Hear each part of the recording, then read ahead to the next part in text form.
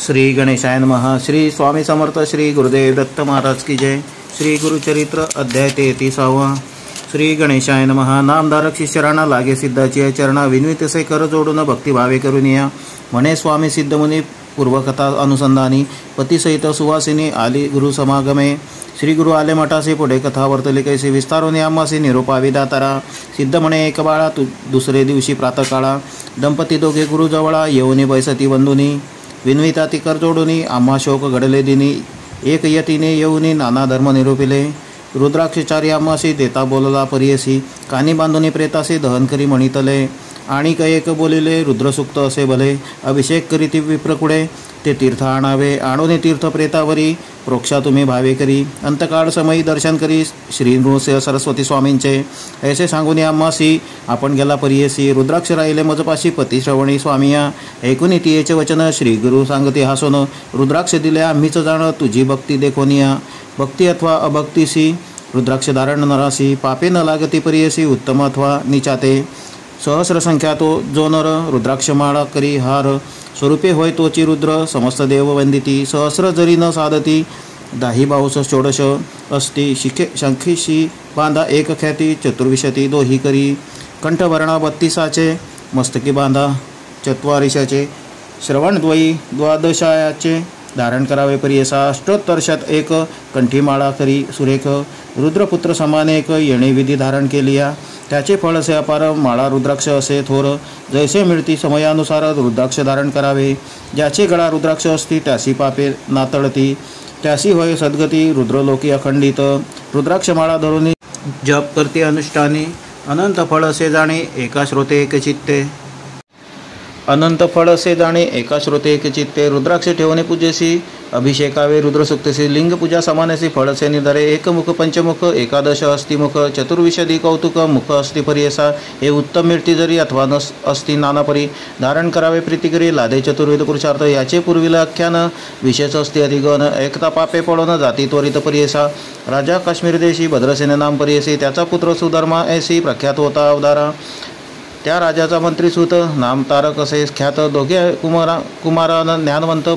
परमख्यात्वे अस्ति देखा उभयता एक वयसी सुकुमारती सुंदरेसी एके स्थानी विद्याभ्यासी वर्तती देखे संतोषे क्रीडास्थानी सहभोजनी अस्ति दोघे संतोषने ऐसे कुमार महाज्ञानी शिवभजक परियसा सर्व देही अलंकार रुद्राक्षमाळा शृंगार भस्मधारण त्रिपुंड तिलक असे परियसा वर्तता ऐसे एके दिवशी तया राजमंदिरासी आला परशर ऋषी साक्षात ब्रह्म तो देखा ऋषी आला देखून राजा सन्मुख जाऊनी साष्टांग नमोनी घेऊन आला मंदिरात कर जोडणी मनीश्वरासी विनवी राजा भक्तीसी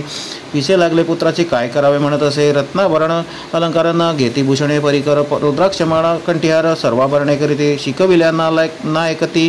कैसे ज्ञान यांचे मती स्वामी याते निरोप देती तरीच ऐकती कुमारक भूत भविष्य वर्तमानी त्रिकाळज्ञ तुम्ही मुनी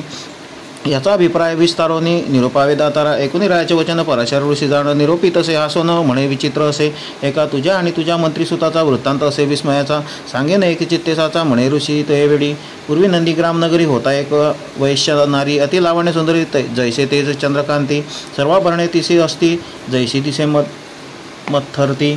नवयौवन सोमकांती अति लावण्य सुंदरी असोनी वरवानिता म्हणे आपण पतिव्रता धर्मकरी असंख्याता नवस्त्रे ब्रह्मणासी सखी वर्गसहित नित्य नृत्य करी मनोरथ मुकुट कर्कट विनोदार्थ बांधिले असती नृत्य मंडपी तया मर्कट मुकुटांशी रुद्राक्षमाळा भूषणशी कुक्कुटाच्या शिखेशी रुद्राक्ष एक बांधिला असे तया मर्कट कुक्कुटाशी शिकवी नृत्य विनोदेशी वर्तता असे एके दिवशी विनोद झाले परिसर शिवव्रत म्हणे एक वैश्याला महाधनिक रुद्राक्षमाळा भस्मांक प्रवेशाला तिच्या घरी त्याचे सव्य करी देखा रत्नखचित लिंगनिका तेज फाके चंद्रार्का विराजमान दिसत असे देखून लिंग रत्नखचित विस्मय करी वारवानिता आपले सखीसी असे म्हणत ऐसी वस्तू पाहिजेत पुसा तया वैश्याशी देईन जरी मोलासी अथवा देईल रतीसी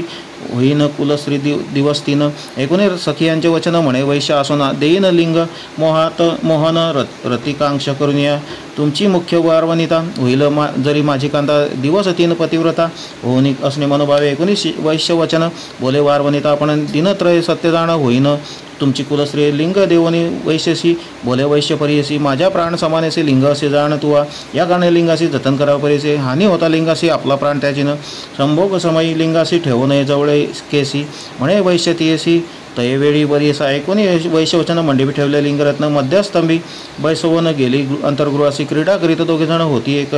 क्षण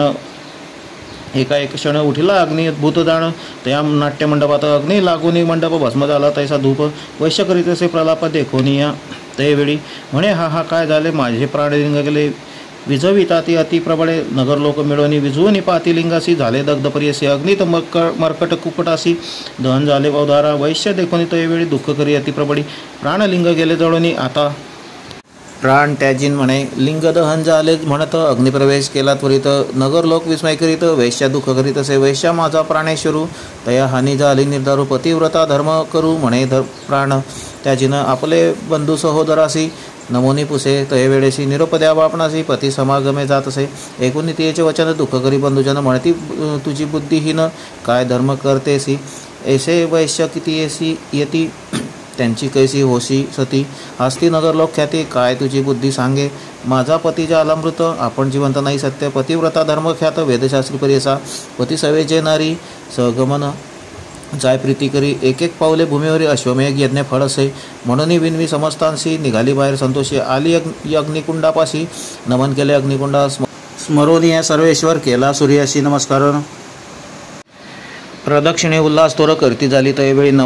नमोनी समस्त द्विजांशी उभी ठेली अग्निपाशी उडी घालिता वेगेसे अभिनव झाले तयवेळी सदाशिव पंचवक्त्र दशभुज नागसूत्र हाती असे पानपात्र डमरू विशाळ त्रिशूळ करी असे भस्मांकित जटाधारी बैसलासे नंदीवरी धरिता झाला वरचेवरी वैश्यसी तयवेळी ईश्वर म्हणे तियसी आलो तुझ्या परीक्षेसी धर्मधैर्य पाहावयासी येणे घडले परियसा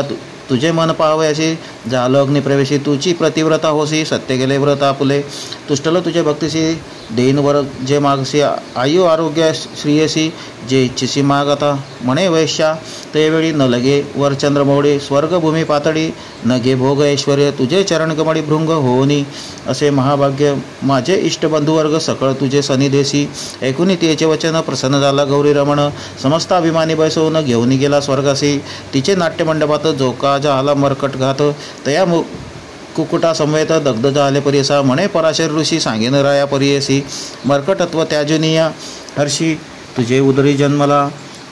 तुझे मंत्री याचे कुशी कुक्कुट जन्मला परियसी रुद्राक्ष धारण फळे ऐसी राजकुमार होणे आले पूर्व संस्काराकरिता रुद्राक्ष धारण असे करीत दोघे पुत्र ज्ञानवंत केवळ भक्त ईश्वराचे आता तरी ज्ञानवृत्ती रुद्राक्ष धारण करीत आती त्यांच्या पुण्या नाही मिती म्हणून सांगे पराशर श्रीगुरु म्हणती दंपतीसी येणेपरी रायासी सांगता झाला महाहर्षी पराशर विस्तारे 19 ऋषीचे वचन राजा विनविकर जोडून प्रश्न केला अतिगहन सांगेन एकाएक चित्ते इति श्रीगुरुचरित्रामृते परमकथा कल्पतरो श्री नृसिंह सरस्वतुपाख्याने सिद्ध नामधारक समाधय रुद्राक्ष महिमा निरूपणम नाम त्रयस्त्रीशतमोध्याय श्री गुरुदत्तात्रेयार्पणमस्तु श्री गुरुदेव दत्त।